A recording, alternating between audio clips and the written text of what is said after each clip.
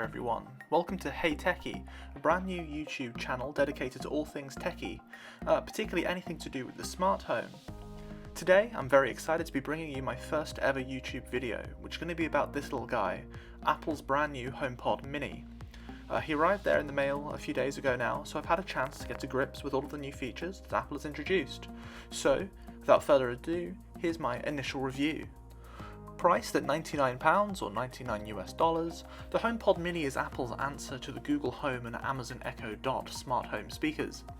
Costing significantly more than either of their base entry models, Apple's original HomePod, released in 2018, didn't really hit the mark in the smart home market. Now sure, the audio quality of the original was fantastic, but Siri's functionality lagged way behind that of Google and Amazon's Alexa, leading to some to brand it as the dumbest smart speaker. To some extent, Siri will always lag behind. If you think about it, both Google and Amazon harvest your data far more invasively than Apple do, which also means that they have a lot more information by which to improve their voice services. Apple doesn't have the benefit of that, but over the last few years, after some significant investment, Siri really has come a long way. When I opened up my HomePod Mini, I was taken aback by how small it was. It's about the size of a grapefruit or a US softball. It's about 70mm in diameter and it's actually quite light. The original HomePod was a hefty 2.5 kilograms, but the Mini weighs in at about 345 grams, nearly 7 times as less. In the box, you'll find exactly what you might expect of an Apple product. You'll find the usual paperwork, an Apple sticker, the HomePod Mini itself, and a USB-C wall plug.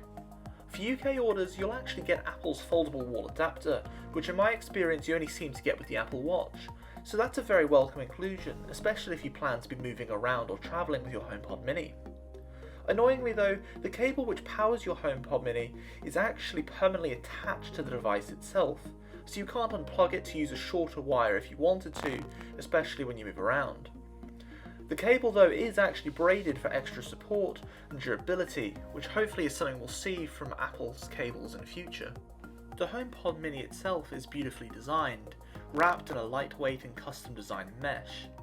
The top of the HomePod is a plastic touchscreen, which is how you can use the HomePod if you don't want to talk to it, or if you have it on a desk or table within arm's reach. Personally, I can't see myself using these direct controls all that much, but they're useful to have there in a pinch. The top probably could have been made from glass, but Apple was looking to keep the unit price down, opting for this cheaper plastic alternative. You can wake Siri up by pressing and holding the top of the HomePod Mini, and there's also the option there to turn the volume up and down manually by pressing on the plus and minuses. To stop or pause the music, a simple tap on the top of the HomePod will stop it right away, and in my experience, the controls are very responsive, so full marks there. Like always, usability is at the heart of what Apple do, and setting up the HomePod Mini is no exception. By placing your unlocked iPhone beside the HomePod, a dialog box appears almost right away. The actual setup process can take a few moments, but after that, the process really can be much quicker or made much simpler. In fact, you don't even need to type in your Wi-Fi password. Unfortunately though, there doesn't seem to be any way for those who don't use an iOS device, either an iPhone or an iPad, to set up a HomePod or indeed a HomePod Mini in their home. Yes, the speaker does have Bluetooth on board both models, but neither can be used as a distinct or separate Bluetooth speaker in their own right. I think that's a great shame, because if Apple seriously wants to take on Amazon and Google in the battle for smart homes, they really ought to be targeting the broadest audience possible. So how does the HomePod Mini handle itself with basic tasks? Music is obviously where it excels the most, and for £99, the sound truly is phenomenal. Now sure, it's not going to replace your old full-sized HomePod or a Sonos One speaker system, but then again it's not supposed to either. The sound quality sounds best at louder volumes, and it really does fill up each room I tried it in with sound, even when that room is massive. Honestly, I was surprised at the quality of the sound from such a small device. It blows both Google Home and Amazon's latest Echo Dot speakers out of the water by some distance. Having said that, it is far more expensive than those speakers, so you could argue that you get what you pay for. If you have a second HomePod Mini, you can use the two together as a stereo pair. Now I've not been able to test this feature, but I'm reliably informed that it does create for an excellent audio experience. The smart features of the HomePod Mini will continue to grow over time as Apple gives this device more and more attention. At the moment though, I think it's fair to say that it's still a bit more awkward than either Google Home or Amazon's Alexa, but the basic functionality is all there.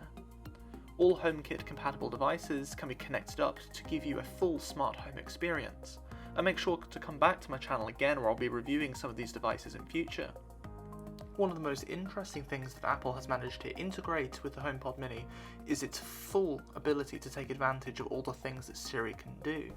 And this even includes, for example, sending pictures to your iPhone. Simply ask the HomePod Mini to show you pictures of something and it will send it straight to your connected iPhone device. Now, whilst many people at the moment may find this kind of thing a little bit gimmicky, I think it shows great potential for what this device will be able to do in future. So then, where does that leave us with our initial thoughts on the HomePod Mini?